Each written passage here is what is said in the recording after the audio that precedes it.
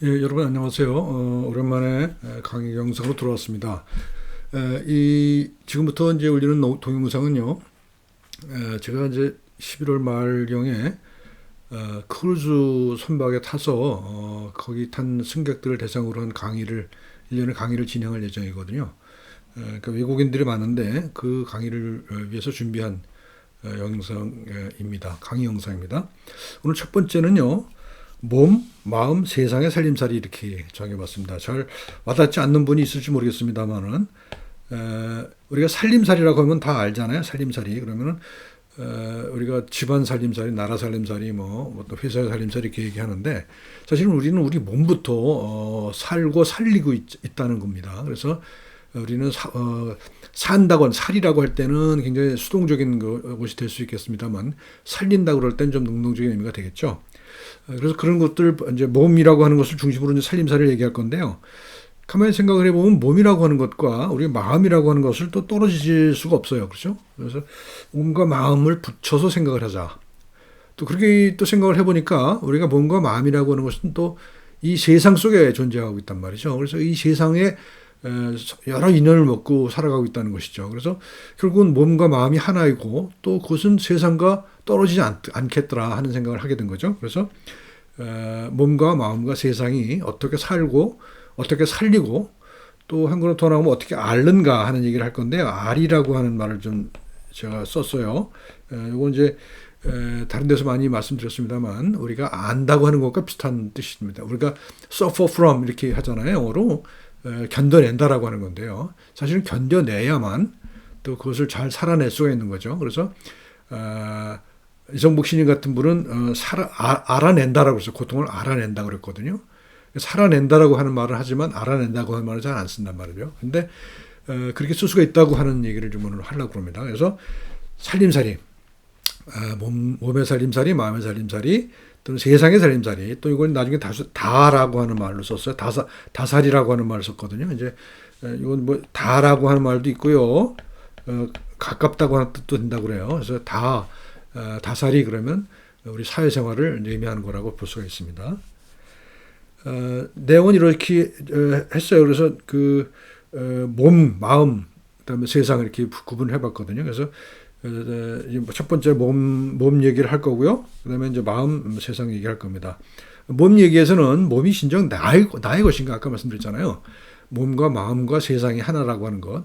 그렇게 생각해 보면 나라고 하는 것과 몸이라고 하는 것은 사실은 그렇게 구분되지 않아요. 그래서 그런 얘기를 할 거고요. 그다음에 이제 어떤 문화적 상징을 좀 알아볼 겁니다. 그 다음에 이제 마음에서는 생각과 느낌, 빠른 마음과 느린 마음 이런 걸 할 거고요. 그 다음에 우리 마음이 어떻게 사는데, 마음이 어떤 일정한 길이 있더라고요. 그렇죠? 우리가 모든 사람의 마음이 다르지만 또한 어떤 보편성이라는 걸 가지고 있다는 겁니다. 그래서 그 보편적인 마음의 방식, 작동 방식 이런 걸 살펴볼 겁니다. 그 다음에 이제 사회, 세상 살이에서는 우리가 세상을 살아갈 때 이제 기본적으로 가지는 마음 자세가 있잖아요. 그래서 악한 마음, 선한 마음 이런 게 있죠. 또 개인 중심으로 생각하는 마음, 그다음에 공동체를 중심으로 생각하는 마음 이런 것들을 이제 살펴볼 생각입니다. 개요는 이렇습니다. 우선 몸과 마음의 관계를 이제 얘기할 거고 말씀드렸다시피 여태까지 우리는 몸과 마음이 서로 전혀 다른 그런 실체라고 여겼어요. 실체. 심신이원론이죠. 심신이원론. 몸과 마음을 실체로 여겼단 말이죠. 실체로 여겼는데 사실 그렇지 않다라고 하는 상식적으로는 조금만 생각해 보면 그렇지 않죠. 우리가 몸과 마음이 서로 다른 거라고 생각을 배웠고 그렇게 그런 문화에서 살아서 당연한 걸로 여기고 있지만 조금만 더 생각해 보면 내가 몸하고 마음하고는 그렇게 구분되지 않는다라는 것을 알 수가 있을 겁니다. 그 다음에 마음에서는 이제 빠른 마음과 느린 마음 얘기를 할 거예요. 그래서 이성과 감성, 그렇게 구분할 수도 있겠죠. 빠른 마음과 느린 마음을. 그 다음에 세상살이의 철학, 공생의 철학, 세상살이 공생. 우리는 함께 살 수밖에 없는 거잖아요. 그래서 그런 공생의 철학이 필요하다. 여태까지는 몸과 마음을 다른 걸 나누고 나와 객체를 구분했기 때문에 공생의 철학이 자라나기 어려운 그런 환경이었던 거죠. 그래서 이제 세상살이에서 공생의 철학을 얘기할 거고요. 그리고 마지막으로 이제 이 몸과 마음과 세상을 어떻게 뭉뚱그려서 어떻게 하나의 틀 속에서 우리가 파악할 수 있겠는가 하는 얘기를 좀 해볼 생각입니다. 자, 몸, 마음, 세상의 이제 관계를 먼저 살펴보면요. 뭐 결론에 해당하는 얘기입니다만, 심신이론론, 몸과 마음은 전혀 다른 것이라고 생각하는 그런 방식에서 신이론론, 몸이론론이죠. 몸이론론으로 가자 이거예요. 몸 속에 다 있다는 거죠. 몸 속에 마음도 있고 그렇잖아요. 뭐 뇌가 몸 속에 있는 건 당연한 거고요. 그거 말고도 우리가 세상을 살아가는 여러 가지 방식, 어떤 그 내는 것, 어떤 방식을 만들어내는 것은 또 그 마음이, 그것을 마음이라고 우리 마음이 이제 작정하려면 어떤 것을 한다고 생각했지만 사실은 몸이 먼저 시키는 거란 말이죠. 그런 얘기에서, 그런 의미에서 몸 이론론으로의 전환 이런 걸 얘기할 겁니다. 우리 한국말에 보게 되면은 몸, 마음 다 미음이 들어가죠. 그 간단 아이들이 처음 내뱉는 그 발음이 되게 미음이라고 그럽니다. M이죠. 영어로는 M이죠. 근데 이제 몸, 마음 이런 것들이 전부 다 미음으로 시작하고 몸으로 끝나잖아요. 그래서 이제 아주 가장 원초적인 단어로 갈 수 있는데, 그런데 우리는 문화 속에서 몸과 마음을 구분해 왔죠. 그래서 이제 이게 구분해서 몸과 마음이 구분됐는데, 사실은 원초적으로 그 둘을 합쳐서 볼 수밖에 없다. 그래서 많은 철학자들이, 이제 한국의 철학자들이 몸과 마음을 합쳐서 모함이라 하자 하는 얘기를 합니다. 뭐 한자로는 심신, 뭐 신심 이렇게 얘기할 수도 있습니다만은 구분되기 이전에, 한자로 봐도 신이라고 하는 말 속에 사실은 이 마음이라는 말이 들어가 있는 경우가 많이 있거든요. 그러니까 우리가 뭐 체할 때 체하고는 전혀 다른 의미를 가지고 있거든요. 그래서 몸과 마음을 같은 걸로 볼 수 있다. 그리고 우리가 몸과 마음, 그리고 세상은 우리 몸과 마음이 세상 속에 들어가 있잖아요. 또 세상을 만들기도 합니다. 그런 의미에서 그것이 이제 하나의 통합적인 관념으로 통섭이라고 하는 말을 여기서 썼습니다만, 하나의 구조로 파악할 수 있다라고 하는 얘기를 또 할 겁니다. 그 다음에 이제 우리가 산다고 할 때, 아까 잠깐 말씀드렸습니다만, 우리가 산다고 할 때, 산다, 살다, 리빙이라는 말이 있고요. 그 다음에 그걸 살리는 것이 있죠. 우리는 또, 리빙을 해요. 살려요. 살림살이 그러잖아요. 그래서 살리기도 하고, 또 앓기도 해요. 안다고 하는 것은, 앓는다고 하는 것은 주체적 경험이죠. 내가 몸을 알아내죠. 몸을 어떤, 뭐 코로나를 앓고, 암을 앓고, 무슨 질병을 앓잖아요. 그러니까 앓는다고 할 때 이 앓는다고 하는 말이 어떤 능동적인 주체적인 그런 경험을 뜻한다고 하는 얘기를 할 겁니다. 그래서 그런 구분을 할 거고요. 그 다음에 이제 이걸 세 가지를 구분해 보면 뭐 억지로 구분하는 거죠. 억지로 구분한다면 몸, 마음, 세상을 구분할 수 있을 텐데, 몸살이, 마음살이, 몸앓이, 또는 마음살이, 마음살림, 마음앓이, 또는 세상살이, 세상살림, 세상앓이, 이렇게 구분해서 생각해 볼 수는 있겠다는 거죠. 그렇지만 뭐 명확히 구분되지는 않아요. 말씀드린 대로. 몸에 대해서 얘기해 봅시다. 몸살이. 몸살이 그러면 그냥 몸을 이제 살아나가는 게 수동적으로 내가 그냥 생기는 몸에서 생기는 현상들을 그냥 경험해 나가는 거죠. 어떤 주체적 능력, 어떤 주체적 노력 없이 겪어 나가는 거죠. 우리가 무슨 뭐 감기 걸렸다 그러면 그건 내가 원하는 건 아니잖아요. 그러니까 감기한테 들어오면은 그걸 살아낼 수밖에 없는 거, 살아야만 하는 거죠. 그 감기의 그 증상들을 살아내야만 하는 거죠. 그래서 그건 몸살이고요. 또 감기 걸렸다고 하면은 그 감기를 극복하기 위해서 여러 가지 행동을 하죠. 병원에 가서 약을 먹고 뭐 무슨 특별한 민간요법을 한다든가 하는 것을 한단 말입니다. 그래서 그렇게 하기도 하고, 그 다음에 이제 몸 알아내죠. 이거는 이제 내 몸이 감기와 바이러스를 앓고 난 다음에는 그 상당 정도 이제 면역이 생기죠. 그래서 그걸 알아내는 거예요. 내 몸이 변해가면서, 우리가 몸을 살린다고 할 때는 어떤 외부적인 어떤 방법을 사용하는 거지만, 몸을 앓는다고 하는 것은 내 몸 자체로서의 어떤 내재적인 어떤 활동을 통해서 그것을 겪어내는 거죠. 알아내고 겪어내고. 그래서 적극적인 거라고 볼 수가 있습니다. 그래서 우리가 몸을 살아내는 것은 생로병사를 그냥 겪어내는 거예요. 생로병사라는 것은 크게 큰 틀에서 변화가 없잖아요. 그 다음에 이제 몸을 살린다고 하는 것은 우리 이제 전통의학에서 양생이라고 할 때 몸을 살린다, 삶을 살려낸다라고 할 때 쓸 수 있는 것이고, 몸을 앓는다고 할 때는 우리가 잘 안 썼습니다만 적극적으로 그것을 겪어낸다라고 하는 것이 되겠습니다. 몸 얘기를 다시 또 계속 할 텐데요. 몸과 나의 관계, 관계를 생각해 보자는 거죠. 그러니까 우리는 보통 그 영어적인 그 문법에 익숙해 있어요. 그래서 나와 몸의 관계, I와 몸의 관계를 생각할 때 I have my body라고 한단 말이죠. I have my body. 그러면 I라고 나라고 하는 것은 뭐 어디에 있어요? 이건 어디에 있는 거냐 말이죠. 내 몸이라고 하는 것은 어디 있는지 알겠어요, 그죠? 여기 있어요. 근데 나라고 하는 것은 어디 있죠? 몸 속에 있나요?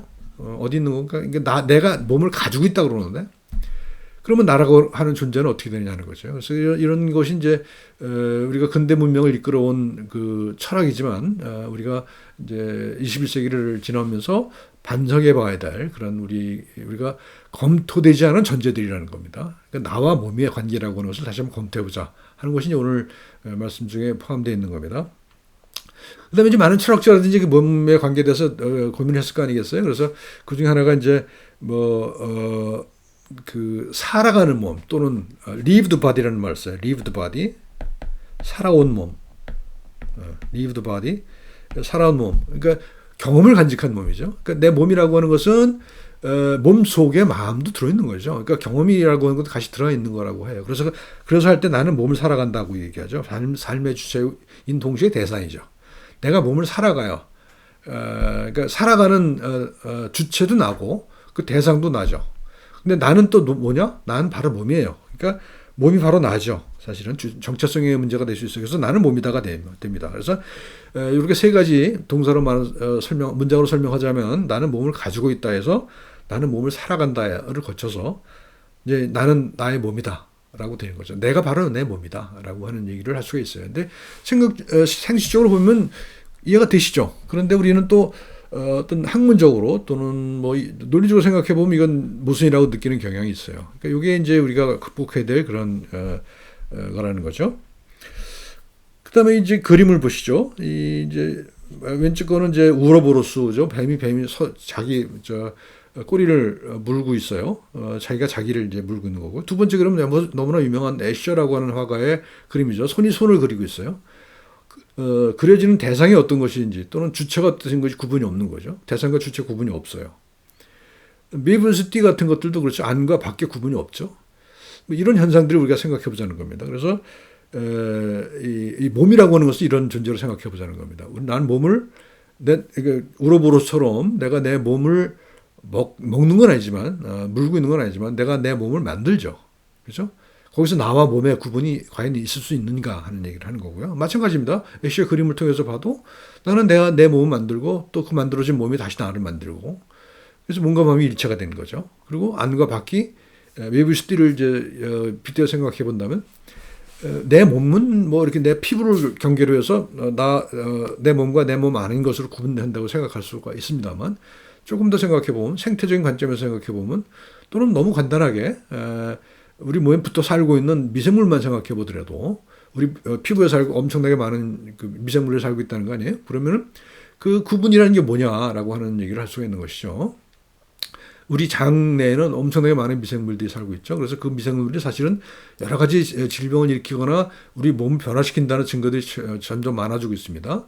예를 들면 비만 환자들의 장내 미생물을 보면 특징이 있다는 겁니다. 그래서 마른 사람의 그 대변을 처리를 해서 먹는 그런 치료법까지 최근에 등장을 했죠. 이런 걸 보게 되면 나와 또는 내 몸과 내 몸 아닌 내가 바깥의 경계가 모호하다라는 것을 알 수가 있는 거죠. 그래서 여기 보면 이렇게 할 수가 있어요. 몸은 몸을 통해서 몸을 알고 몸을 한다. 그렇죠? 안다고 하는 것은 대상이 되는 거죠. 삶의 대상, 사는 것은 주체죠. 또 한다는 것도 주체입니다. 그러니까 암과 삶과 함이죠. 암과 삶과 함이죠. 이제 알고 살고 하는 그런 겁니다. 그래서 뭐 몸은 알고 살고 하면서 생성 변화하는 세상의 매듭이다라고 이제 제가 이렇게 얘기를 했어요. 그러니까 몸이라고 하는 것이 무슨 뭐 세상과 똑같지는 않죠. 나의 몸이라는 게 이제 하나의 매듭이죠. 세상이 다 들어와 있는 뭐 응축되어 있는 그런 존재라고 할 수가 있을 것 같습니다. 그래서 몸이라고 하는 것을 다시 한번 생각해 보자라는 겁니다. 여태까지는 몸이라고 하는 것을 세포로 구성되어 있는 또는 뭐 그 속에 들어있는 분자로 구성되어 있는 그런 물질적인 존재로만 생각해 왔죠. 존재로 생각했단 말이에요. 존재로. 있음으로 생각했단 말이죠. 그렇지만 이제 점차적으로 우리는 이게 나가는 변화하는 생성하는 그런 존재로 생각하게 되는 거죠. 점점점. 마음을 보겠습니다. 마음은 뭐 예를 들어서 마음살이, 마음 살림, 마음 알이 이렇게 볼 수가 있겠죠. 마찬가지입니다. 그래서 마음 주로 이제 살이 쪽을 주로 말씀 많이 드릴 거예요. 왜냐하면 살림이나 알이에 대해서는 우리가 아는 게 별로 없죠. 제가 이제 이렇게 생각을 해봤을 뿐이지 여태까지 그 연구를 한 분도 별로 없고 그래서 주로 살림 사리를 가지고 얘기할 겁니다. 그래서 리빙 더 마인드 여기는 빠른 마음과 느린 마음이 있다 아까 말씀드렸죠. 다시 말씀드리겠습니다. 다시 자세히 말씀드릴 거고 만약에 마음 살림을 얘기한다면 이제 이렇게 얘기할 수 있을 거예요. 리빙 더 마인드 또는 자기 배려 이런 얘기를 할 수 있겠죠. 자기 배려라고 하는 것 이것을 이제 자기 마음을 살리는 거로 볼 수 있을 것 같습니다. 나중에 다시 말씀드리겠습니다. 내 마음을 앓는다고 하는 것은 뭐 예를 들어서 뭐 상사병을 앓는다든가 대표적인 걸로 그런 것을 알 수가 있겠죠. 그래서 마음을 앓는 것, 그래서 그것을 극복해 나갔을 때 다른 나가 돼 있는, 다른 나의 마음이 돼 있는 그런 상태를 얘기할 수 있을 것 같습니다.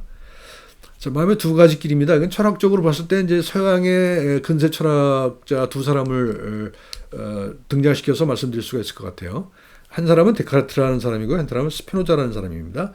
둘 다 17세기 네덜란드 암스테르담에서 살았던 그런 사람이고 한 사람은 이제 이 데카르트라는 사람은 이제 근대 문명의 이제 뭐랄까요 사상적 아버지라고 볼 수가 있겠죠.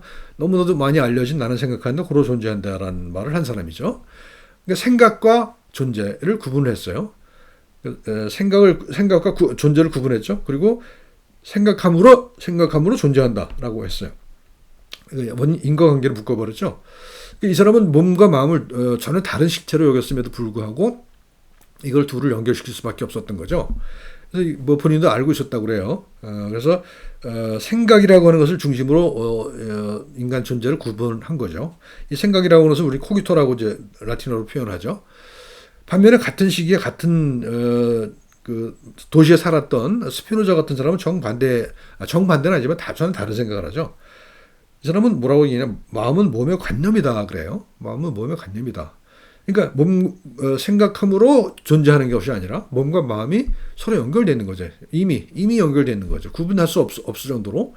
그러니까 몸이라는 것을 바깥에 있다고 한다면 마음은 그것의 관념이다. 그러니까 그것을 평행한다는 거예요. 심신평행론이죠. 이 경우에. 그래서 이제 이 경우는 느낌을 강조합니다. 느낌을 강조해요. 그래서 같은 시기에 근대 철학자지고 한리론 철학자라고 알려진 두 사람이지만 이렇게 한 사람은 생각을 중심으로 존재를 구별을 하고요. 한 사람은 느낌을 중심으로 세상을 나와 몸과 세상을 파악한다는 거죠. 그래서 이런 두 갈래길을 생각해 보자는 겁니다. 생각해 보면 우리는 생각을 하기도 하고 느끼기도 해요. 근데 그게 두 개 다 우리 마음이라고 생각하잖아요. 근데 그래서 그런 식으로 많이 발전해 왔죠. 여태까지로. 예를 들면 합리적인 사고, 생각의 부분은 주로 철학이 담당하고 느낌의 부분은 주로 심리학이 담당하고 이런 식으로 이제 나눠졌죠. 그런데 이제 생각해 보면 그것이 그렇게 구분되는 것인가 과연 그런 얘기를 많이 하고 최근에 이제 인지과학의 연구들을 보면은 그렇게 구분되지 않는다는 얘기를 많이 하죠. 우리가 어떤 합리적인 결정을 내릴 때도 우리가 가지고 있는 감정이 굉장히 중요한 역할을 한다라고 하는 것이 이제 여러 가지 인지 심리학에서 밝혀지고 있습니다. 그러면 이제 철학이 이제 근대 철학이 생각했던 그런 구분은 의미가 없어지는 거겠죠. 뭐 생각의 길이 있고 느낌의 길이 있다고 한다면 생각은 이제 코기토라고 얘기했고 존재로 이어집니다. 나는 생각한다, 고로 존재한다. 그럼 이건 의식이죠. 의식이에요. 이건 인간만이 가지고 있는 것이라고 생각하는 경향이 많죠. 그다음에 과학이 발전해요. 이로부터 추상성이 구체적인 사물이 아니라 그게 주체적인 사물로부터 추상된 어떤 개념들을 갖고 우리가 과학을 하잖아요. 그래서 그런 것들이 이제 과학으로 발전하고요. 그리고 이제 뭐 여러 가지 합리적이고 보편적이고 객관적인 그런 것들을 설명할 때 이제 뭐 우리가 생각의 길을 갑니다.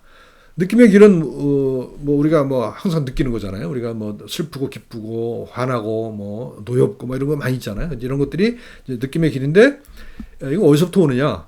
우리가 느낌이 생긴다는 것은 우리가 진화적으로 관점에서 보게 되면은 우리가 살기 위해서 존재를 지속하기 위해서 진화한 거라고 볼 수가 있는 거거든요. 진화 생물학에서 볼 때는 그렇잖아요. 우리가 내 삶에 도움이 되지 않는 사람에 대해서는 긍정적인 감정 가질 리가 없는 거죠. 그래서 나를 보호하기 위해서 내가 존재를 지속하기 위해서 어떤 감정이 생겼다는 겁니다. 두려움이라고 하는 것도 내가 몸이 살기 위해서 어떤 예를 들어서 무슨 뭐 맹수가 쫓아오면 엄청난 그 두려움이 생기고 그 두려움을 동력으로 해서 도망갈 수밖에 없는 거 아니겠어요? 그래서 이 감정이라는 것은 기본적으로 존재 지속의 지향, 이걸 코나투스라고 그래요. 코나투스. 계속 존재하려고 하는 그런 경향성, 그런 노력, 이런 것들을 코나투스라고 그러는데, 아까 생각이라고 하는 것이 데카르트의 코기토, 생각이라고 한다면 코나투스는 살려고 하는 노력, 존재를 지속하려고 하는 노력에서 이제 느낌이 생긴다는 겁니다. 정서이고요. 또 이것은 내가 뭐 이렇게 느껴야지 해서 느껴지지 않잖아요. 그래서 무의식이고요. 그다음에 이제 이런 느낌의 쪽에서 발전한 것이 아까가 철학 과학이었다고 한다면, 생각이 철학이나 과학이었다면 이것은 인문학이나 예술이라고 할 수가 있죠. 여기는 상당히 비합리적인 요소가 있습니다. 그 특이한 것들, 보편적이지 않은 것들, 그다음에 주관적인 것들, 이런 것들이 섞여 있는 것이 느낌이라고 볼 수 있는 거죠. 그래서 이건 이제 이렇게 제가 그림을 그려서 표현해 본 겁니다. 여태까지 말씀드린 걸 그대로 표현해 본 거예요. 여기 코기토가 있고요. 여기 코나투스가 있습니다. 그리고 이쪽에는 쭉 합리적인 길, 그다음에 이제 여기 느낌의 길 있고요.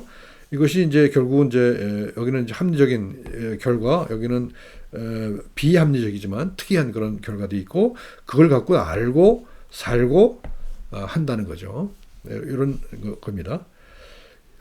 이게 인지심리학에서는 이거를 이제 빠른 마음과 느린 마음으로 구분하기도 해요. 어떤 이성적 마음과 감성적 마음이죠. 이걸 이성적 마음은 느린 마음, 감성적 마음은 빠른 마음으로 구분하기도 합니다. 그래서 카네만이라는 심리학자가 하는 건데요. 빠른 마음을 이제 시스템 1이라고 그래요. 시스템 1. 그래서 이것이 이제 아까 말씀드렸던 감정의 느낌에 해당하는 것들이고요. 느린 마음은 아까 말씀드렸던 합리적인 마음, 이성적인 마음, 이런 것에 해당하는 것이라고 볼 수가 있습니다. 자, 그 다음에 세상으로 돌아갑시다. 세상사의 세상 살림, 세상 아리라고 볼 수가 있죠. 역시 마찬가지로 세상 살이를 중심으로 보자는 겁니다. 세상을 살린다고 할 때는 이제 우리가 적극적으로 나서서 요즘에 기후 위기에 대처하는 것, 세상을 살리라고 하는 거겠죠. 그 다음에 이제 나눔 활동을 통해서 어려운 사람 도와주는 것, 그것도 세상 살림일 것입니다. 세상을 아린다고 하는 것은 우울증이 대표적인 것이 되겠죠. 이건 어떤 개인의 문제라기보다는 어떤 사회의 문제, 세상의 문제라고 볼 수가 있는 겁니다. 뭐 기후 위기도 마찬가지고요. 그래서 주로 이제 세상 살일 중심으로 살펴보면은 경쟁과 협동으로 나눠 볼 수가 있을 것 같아요. 우리가 세상을 살아가는 데 있어서는 돕기도 하고 서로 경쟁하기도 하잖아요. 그래서 이런 거고요. 여기는 뭐 유명한 사람들이 등장합니다. 이 다윈이라는 분이 있죠. 이제 진화론을 만든 분이 있어요. 근데 우리는 많이 알지 못하는데 오른쪽에 보는 분이 크로포트킨이라고 하는 분인데, 이분은 이제 러시아 사람입니다. 이 두 사람은 전혀 똑같이 진화를 얘기하는데 전혀 다른 얘기를 하죠. 우리는 너무 다윈에 익숙해 있어요. 그래서 자연 선택, 란 많이 얘기하잖아요. 그래서 무한 경쟁 속에서 진화가 일어난다, 이런 얘기를 하잖아요. 근데 크로포트킨이라는 사람은 정반대로 상호 부조가 진화의 원동력이라는 얘기를 해요.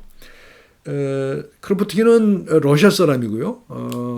또 연구를 아주 혹독한 시베리아 기후가 생물들에게 호의적이지 않은 그런 지역에서 연구를 하거든요. 그러니까 그런 데서 보게 되니까 생물들이 서로 돕는 게 보였을 것이고요. 다윈은 열대 지방을 주로 다니면서 연구를 하다 보니까 풍족한 환경 속에서는 많은 생물들이 부대껴 살다 보니까 어떤 그 경쟁이 눈에 보였다라고 볼 수 있을 것 같아요. 그리고 왼쪽에 보이는 건 이제 현대에 들어와서 우리가 많이 아는 이기적 유전자의 주인공 리차드 도킨스가 위에는, 아래는 반대 진영에 있었던 스티븐 제이 굴드라고 하는 사람인데, 이제 도킨스는 이제 다윈의 영향을 받고 굴드는 아마 크로포트킨의 영향을 많이 받았다고 볼 수가 있겠죠. 그래서 경쟁, 다윈과 도킨스는 경쟁을 위주로 세상을 바라보고, 크로포트킨과 굴드는 협동을 주로 중심으로 세상을 바라보는 그런 게 생겼죠.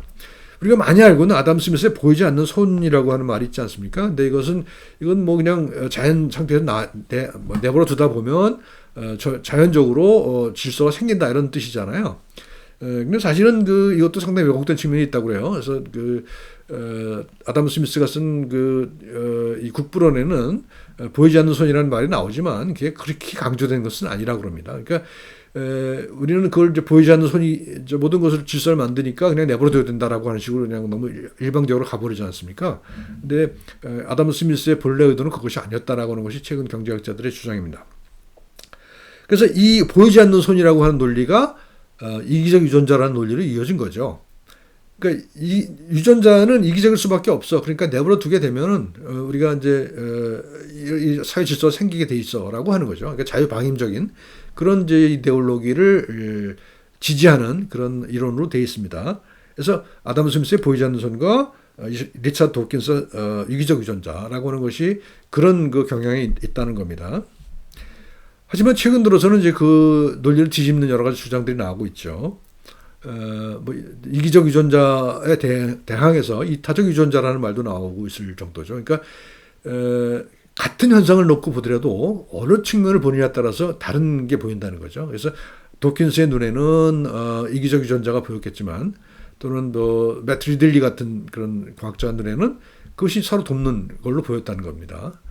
마찬가지로 이제 그 아담 스미스의 그 국부론에 나오는 보이지 않는 손이라는 것도 사실은 보이지 않는다 하더라도 그것이 차가운 손이 아니라 따뜻한 손이다라고 하는 얘기를 최근에 경제학자들이 많이 하고 있습니다. 그러니까 이런 두 가지 경향이 있다는 거예요. 경쟁과 협동이 있다는 겁니다. 다시 한번 정리를 해봅시다. 다윈과 도킨스는 자연 선택을 주장했고요. 적자 생존을 강조합니다. 그리고 이기적 유전자를 강조하죠. 보이지 않는 손인데 그 손은 차가운 손이에요. 또 크로프트긴과 굴드는 상호 부조가 서로 도움, 협동이 이게 이제 진화의 원동력이라고 생각을 했고, 이건 이제 중요한 건 플러스인데 플러스는 뭐냐면 그 다양성이죠. 여러 가지 다양한 그 무늬들이 섞여 있는 게 플러스 않습니까? 그래서 플러스 다양성이죠. 다시 말하면 이건 다양성이라고 얘기했었어요. 다양성이죠. 다양성 속에서 선택이 일어나려면 다양성이 이미 존재해야만 선택이 일어나는 거잖아요. 그래서 다양성을 강조한 거고요.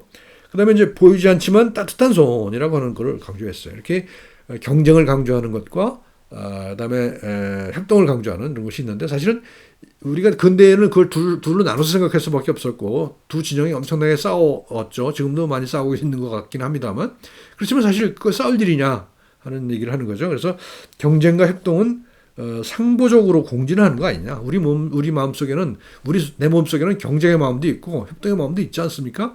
나는 협동만 하고 어떤 저 사람은 경쟁만 하고 이런 거 아니잖아요. 이 경쟁이라고 하는 것은 누구든지 협동의 마음을 가진 사람도 경쟁할 수밖에 없는 거고 또 거꾸로 경쟁의 마음을 가진 사람도 때에 따라서 협동할 수밖에 없는 거죠.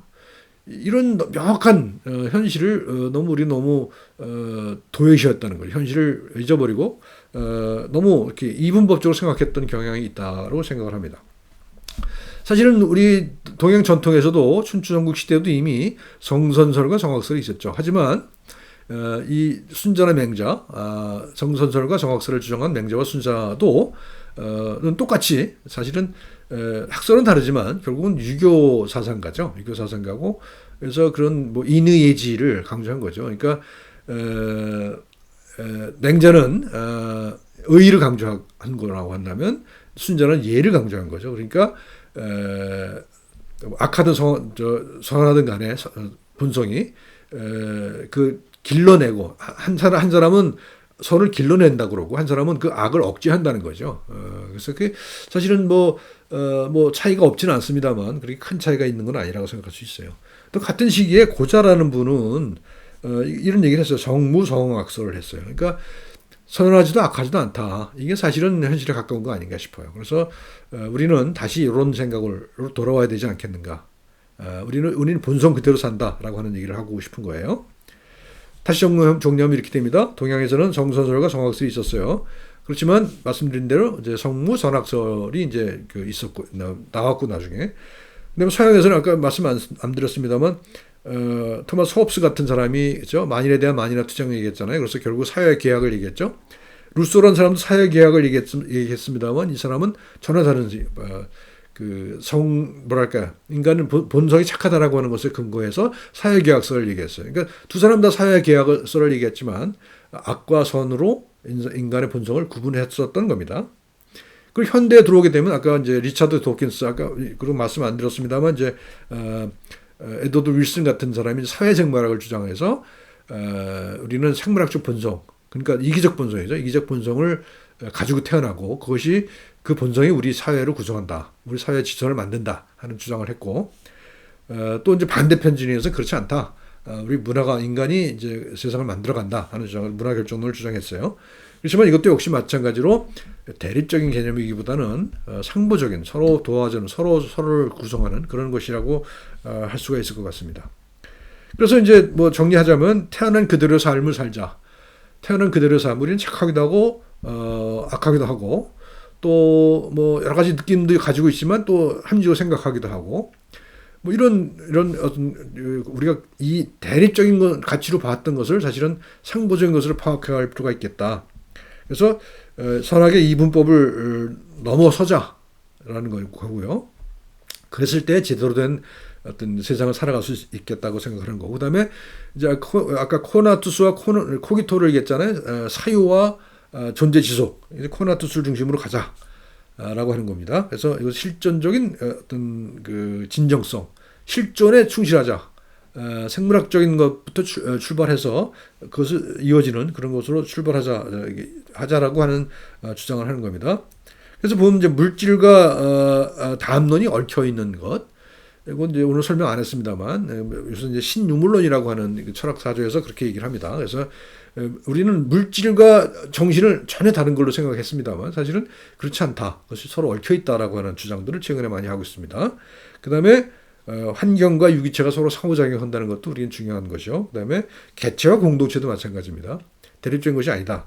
그 다음에 결과적으로 이제 몸과 마음과 세상을 하나의 구조로 파악해서 살아가자라고 하는 것이 오늘 주장입니다. 그래서 결국은 기쁨의 공동체다. 기쁨의 공동체. 이제 스피노자가 한 얘기입니다만 코나투스 삶을 지속하려고 하는 그런 경향, 그런 노력 을 중시하자는 거죠. 우리가 살려고 한다. 욕망이라고 하는 것을 과거에는 이제 억눌렀습니다만 욕망을 중시할 수밖에 없다라고 하는 거고요. 그다음에 공동체의 기쁨, 불교 용어입니다만 자리이타라고 하는 말 있죠. 나한테도 이익이 되고 타인한테도 이익이 되는 그러니까 이기적이고 이타적인 것이 아니라 자리이타로 뭉그러지는 그런 세상을 만들어 가자라고 하는 겁니다. 그래서 몸과 마음과 세상을 통섭하자. 통섭이라는 말을 썼습니다. 그래서 뭐 통섭에 대한 얘기 다시 뭐 하지 않겠습니다. 자, 이 정도로 오늘 말씀을 정리를 하도록 하겠습니다. 감사합니다.